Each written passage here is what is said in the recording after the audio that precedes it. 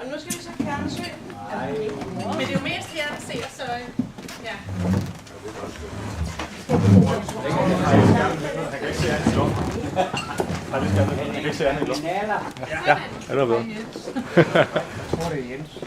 Han er klar. Du kan åbne hånden. Ja. Hej Jens. Kan hun se os? Så, kom nu bare. Skal jeg holde tanden nu? Ja. Kære alle sammen. Desværre kan jeg jo ikke være med i dag for at fejre min mor og far.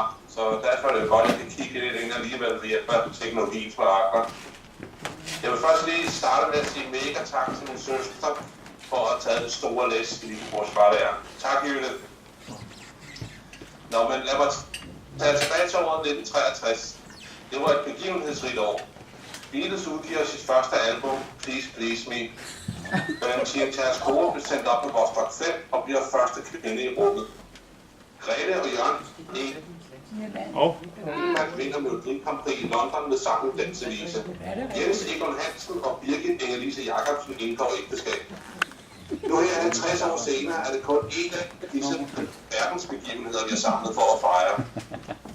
Mor og far, jeg ved godt, at jeg kun er en stakkels nybegynder, når det kommer til ægteskabets glæder. Men selv jeg, her 5 år inden, har lært, at det ikke er alt ved udkårene, der er lige vidunderligt. Det er blevet sammen i ikke mindre end 50 år. Det vidner om ægte kærlighed. Eller måske en helt umenneskelig tålmodighed.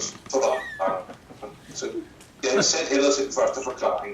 Et af de tegn, der tyder på det, og som især dem har lagt mærke til, er, at I stadig holder hænder som 2 nyforelskede.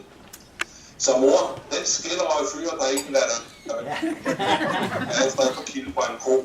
Han viser sig ikke at være så tårlig en dag i længden. Så følger efter en masse investering og afpudsning. Og far, jeg må sige, at når du endelig har fået fat i det, du efter, så holder du sgu fast og giver ikke op så nemt. Nu vil jeg gerne lige sige på min mor. Mor, hun har altid levet efter den overbevisning, at hendes børn i hvert fald skulle have en mere elskelig og tryg barndom, end hun selv havde haft. Man må sige, at det lykkes i høj grad.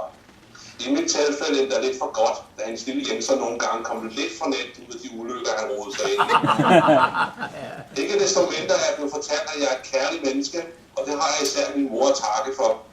Alene har hun jo så meget siges det. Og nu lidt om min far. Far, han kunne råbe højt. Han blev også tit brugt som bussemand. Der er væk til far kommer hjem.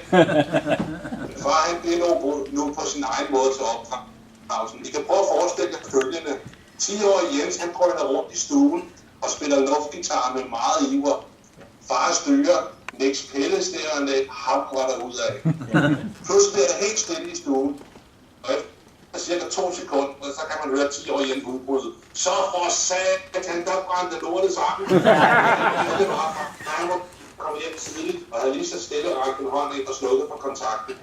Det var en rigtig god lærerstrøm. Jeg kan stadig huske det. Far, jeg har ikke alt øje til år. Jeg prøver at sige, at det er utroligt så meget klog, hvor han er blevet takket med, at jeg er blevet ældre. Mor og far, det er jeg ikke håber, stadig kan vælge at flytte til Malta. Men hvis det nu ikke kan være, så er jeg selvfølgelig altid velkommen hernede til en billig ferie. Jo længe det bedre. Lad os nu alle rejse vores glas og fejre mor og far.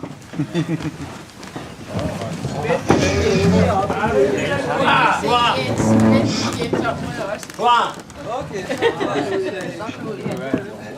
er jo en gammel mand. Kan han se os dernede? Ja.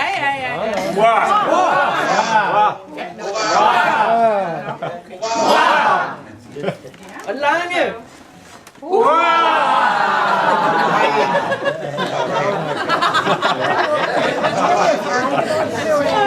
Skål!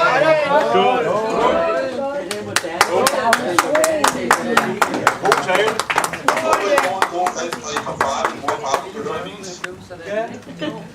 Jeg gør det, vi kan.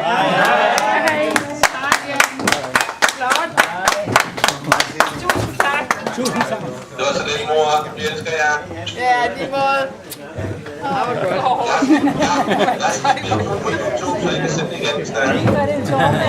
Eller på YouTube. Ja,